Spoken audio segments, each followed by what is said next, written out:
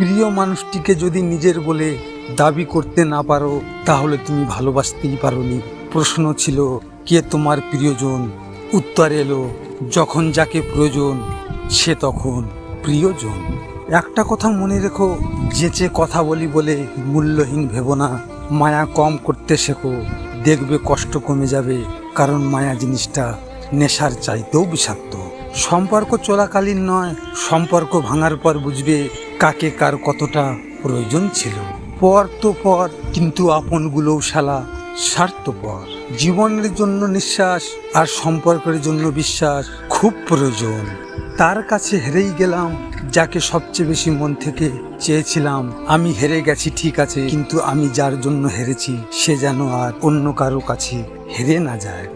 দিনের পর দিন বোকা হয়ে যাচ্ছি, তাই মানুষ চিনতে এত ভুল করছি।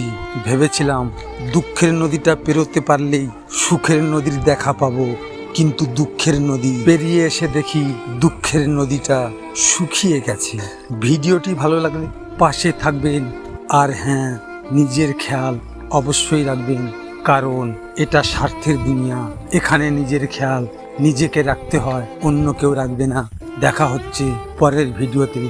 ভালো থাকবেন, সুস্থ থাকবেন।